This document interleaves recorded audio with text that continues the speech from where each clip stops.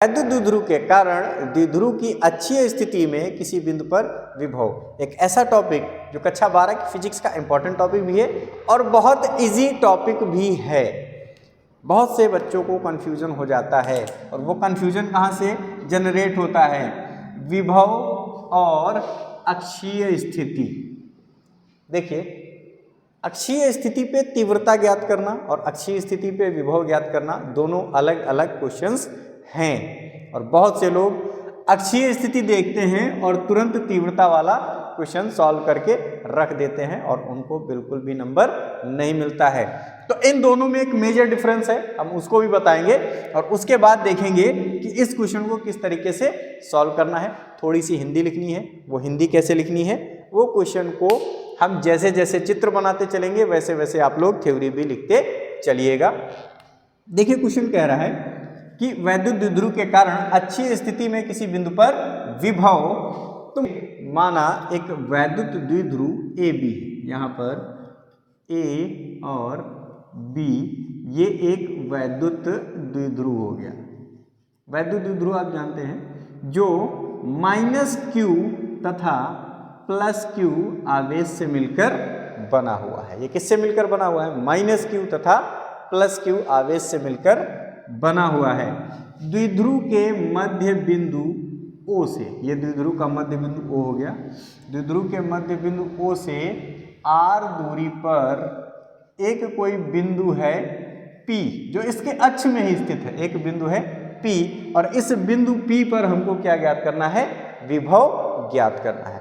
हम आपको पहले भी बता चुके हैं कि ये जो द्विध्रुव होता है, इस द्विध्रुव के बीच में जो अल्प दूरी होती है वो 2l होती है। कितनी होती है?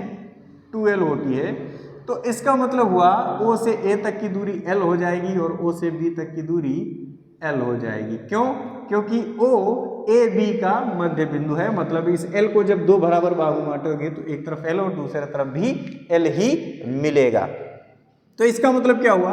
इसका मतलब ये हुआ कि इस बिंदु P की इस बिंदु B तक की जो दूरी है वो r-l हो जाएगी। हम आपको तीव्रता में बता चुके हैं ऑलरेडी।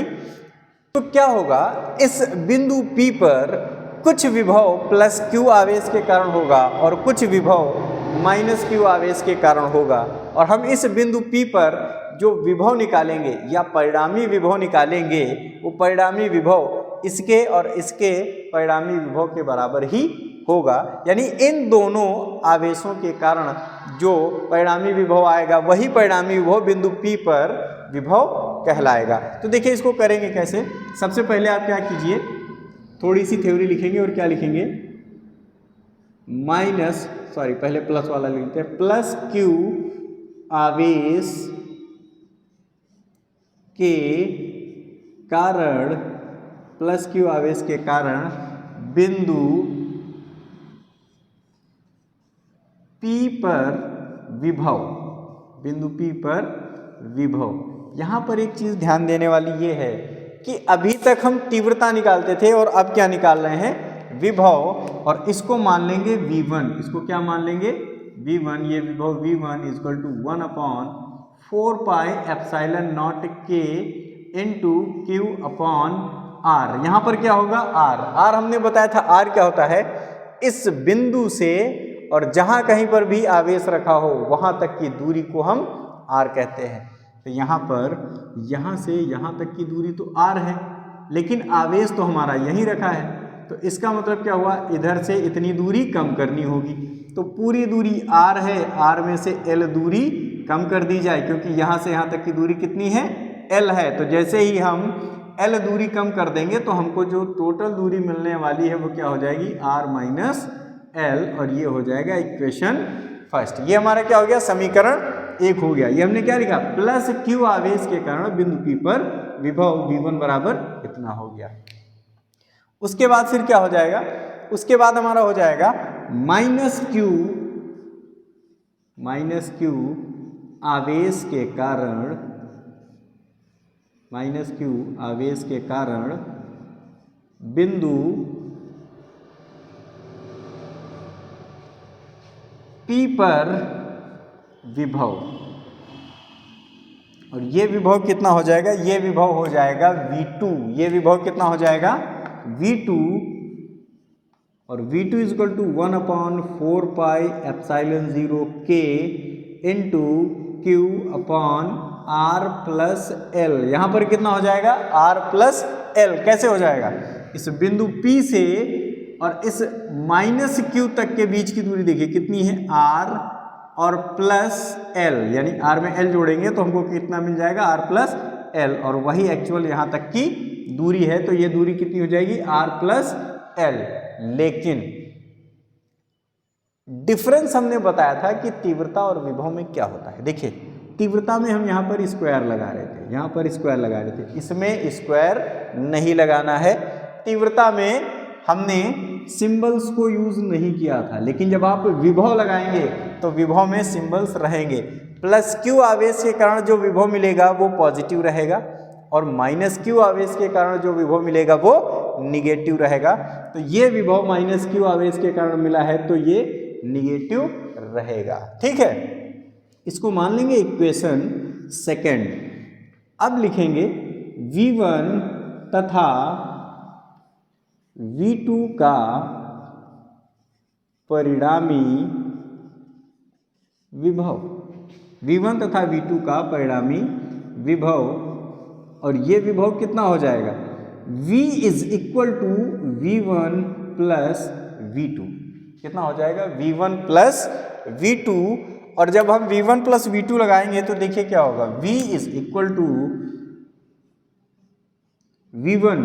V1 हमारा ये है, इसको रख देते हैं, तो V1 कितना है 1/4πε0 K into Q upon R minus L, और प्लस V2 कितना है, V2 हमारा ये आया हुआ है, और V2 कितना आया है, V2 आया है माइनस, देखिए माइनस है तो हमने ब्रैकेट लगा लिया, और minus 1/4πε0 K into Q upon R plus L।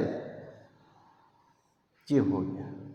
अब हम क्या करेंगे, इसको और आगे बढ़ाएंगे। तो जैसे ही इसको हम और आगे बढ़ाएंगे तो हम क्या देखते हैं कि यहाँ पर एक लाइन खींच लेते हैं, और ये हो जाएगा V is equal to 1/4πε0 K into Q upon R minus L, plus minus minus हो जाएगा, और 1/4πε0 K Q upon R plus L। ये इस तरीके से हो गया। अब यहाँ पर देखिए हमको इसमें भी Q है, इसमें भी Q है, दोनों में Q कॉमन मिल रहा है, तो V is equal to Q upon, नीचे देखिए 4πε0 K 4πε0 K दोनों में कॉमन है, तो 4πε0 K हमने क्या किया, कॉमन ले लिया। अंदर क्या बचा, अंदर बचा 1/R माइनस L, और माइनस यहाँ क्या बचेगा 1/R प्लस L। अंदर सिर्फ इतना बचेगा। अब क्या करेंगे, देखिए इसको सॉल्व कर लें, तो इसको 1 से गुणा करेंगे, यहाँ पर दोनों पे ब्रैकेट लगा देते हैं, इसको 1 से गुणा करेंगे तो आएगा R प्लस L, और इसको 1 से गुणा करेंगे, बीच में माइनस का निशान है वो लगा देंगे तो आएगा R माइनस L। इसका इससे गुणा करके नीचे लिखेंगे, देखिए R minus L R plus L, ये क्या हो जाएगा, ये हो जाएगा R square minus L square. अगर आपको पता होगा, आपने हाई स्कूल में पढ़ा होगा, तो A square minus B square क्या होता है, एक ब्रैकेट में A प्लस B और एक ब्रैकेट में A माइनस B। तो यहाँ से ये हो जाएगा, और बाकी V इज इक्वल टू, ये तो वैसे ही रहेगा Q अपॉन 4πε0 K, यहाँ से हो जाएगा V is equal to Q upon 4πε0 K, और यहाँ से हो जाएगा R plus L minus R और minus minus plus L upon, यहाँ हो जाएगा R square minus L square.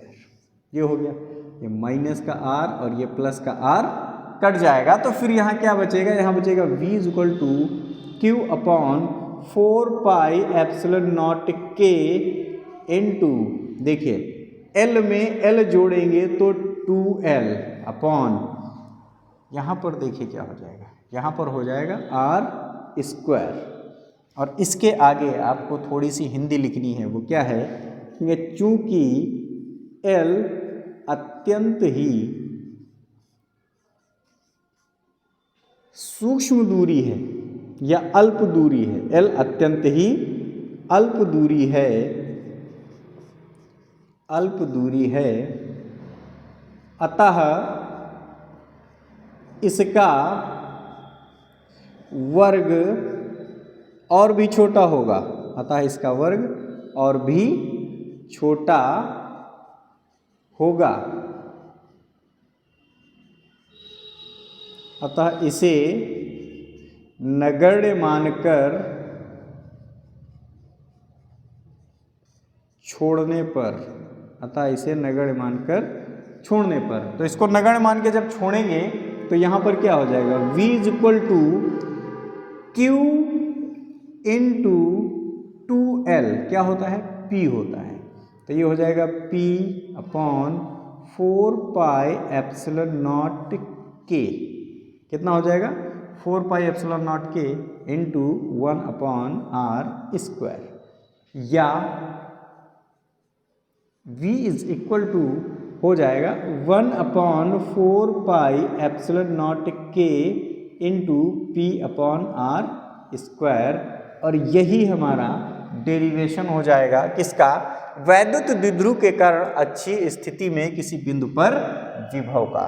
तो उम्मीद करता हूँ ये वीडियो समझ में आई होगी। आज की वीडियो में इतना ही, मिलते हैं अगली वीडियो में एक नए टॉपिक के साथ। Thank you.